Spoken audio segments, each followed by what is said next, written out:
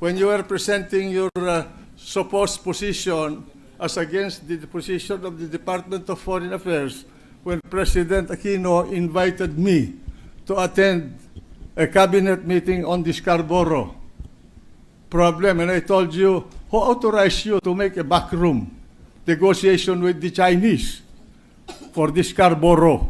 Yes, and the And president... you were telling me about treason, remember? Yes, and That the president answered you directly that he authorized me. He told it in your face, Mr. President. What? Yes, that's correct. Oh, that's correct. I accepted that because I precisely. did not know that you were authorized. But the fact is that I asked you, whom did you talk to in China? I don't need to report to the Senate President, Mr. President. You have a duty I to am not, report what you do obliged. as a senator to this chamber. And in fact, you have a duty to notify the office of the Senate President when you leave this country to go abroad. But I did And not. the only time that I have authorized you is one time. I do not know how many times you have been to China. My understanding is you have been to China talking to the Chinese government for 6 times already. Yes. And I And that did you not. have met them 15 or 16 times. For Yes. what reason? We do not know. Are you becoming a fifth columnist of the Chinese in this country? The Senate President is not privy to the backroom channel talks, and I'm not obliged in any way to I think you divulge. have a duty to inform the people. I'm not. I have already informed the people, but not the Senate President. I'm not obliged to report to the Senate President, and all this line of questioning is irrelevant again. And should this line of questioning continue, I will have to say that I will refuse to yield anymore the floor. No, I'm asking you a question. You went to China, you asked the ambassador of the Philippines there, Madam Brady, for a meeting, and you said, do not take notes during our conversation. And you called the Secretary of Foreign Affairs a traitor. In fact, you told me that he committed treason. Yes, it was an executive session, and we're not supposed to And I divulge will what's read, happening in you the... want, I will read into What- the record your conversation with Brady But it's and his supposed to notes be... to the Department of Foreign It's Affairs. supposed to be a confidential matter. Yes, but there's nothing confidential. Even in the executive meeting, cabinet meeting, in the cabinet meeting in Malacanang, Mr. President, I will refuse to answer if that's Because going you to be the cannot line. answer the No, questions I'm because going it's to ask going you to about be your improper meeting. in this particular interpretation. Because you cannot answer I the can questions answer. I'm going to I ask can you. answer, but I won't be baited into that trap. You met, The point you met here Brady. is, Mr. President, this is Mr. how I felt. President, may I request this gentleman Mr. President, to in be that case, admonished. I will refuse to yield the floor anymore Well, for in that case, I any will read interpretation. read into the record the notes that Mrs. Brady or Ambassador Brady wrote about your conversation with her in Beijing on August 12, 2012.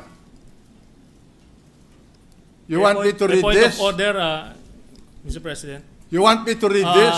A point of What is the order. point of order? The from Senate President may reveal sensitive information pertaining to foreign relations and national security, and I believe it is out of order in You this do not teach me what session. the parliamentary proceedings. I'm not answerable to anybody There about is a what point I of say order, in this hall. Mr. President.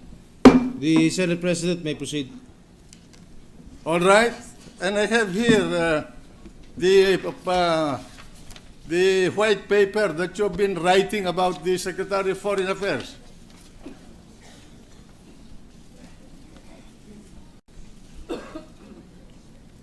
August 17 2012. He cannot take the hit. He's a coward. Senator Trillanes requested that no notes be taken. That's one. Two, what the Chinese want is to tone down the rhetoric. He met the night before Mr. President. with the senior Chinese Point of order, Mr. MFA President. officials. Mr. President, excuse With me, the point of permission. order. Yes? Mr. The President. gentleman from Taguig. Just a point of inquiry and a point of order. Senator Trillanes had the floor, and he refuses to answer more questions. So the Senate President has all the right to continue and to speak if he rises on a point of personal privilege. Well, But- then I will take the... Yes, Mr. President. My apologies, sir. I just like to also mention that I am sad that this discussion is taking place, and I understand, sir, the sensibilities. But may I also just put on record that, or ask the chair, Mr. President, that if some of these things we're discussing now affects national security, although I deeply regret that this is happening, I deeply understand, Mr. President, the sensitivities being taken place. Your Honor, I've been Yes, sir. in charge of national security in this country before you were born. And I know what I'm talking about. Yes, Mr. President, I'm just saying that since we are entering an emotional phase of the discussion. No, I'm not Mr. emotional. Well, The truth must be told. Anyway, Mr. President, no one can stop a senator from standing up and saying his I piece. did So not start this, you know. If Yes, you Mr. start President. the fight with me, then I'll take you on. yes, Mr. President, I'm not objecting now because he has the right to take the floor on his own time now.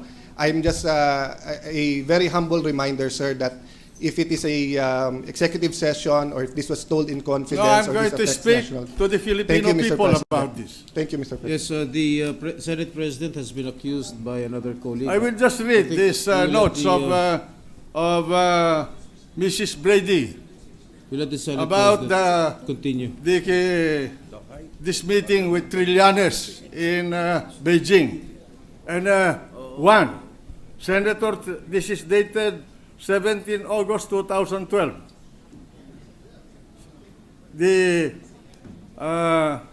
These are notes made by, I have it here with me, the official copy. But I had it enlarged because I have a problem with reading. And I will read it to you. Yes. This is my own time now. One, Senator Trillanes requested that no notes be taken. Two, what the Chinese want is to tone down the rhetoric. He met the night before with senior Chinese MFA official, Ministry of Foreign Affairs. Three, Senator was initially approached by Executive Secretary. Four, when he got involved, it was in the height of the problem. He had to find out what was happening, so he tried to see whether this was a move of the Americans. He was suspecting the Americans as involved in the conflict.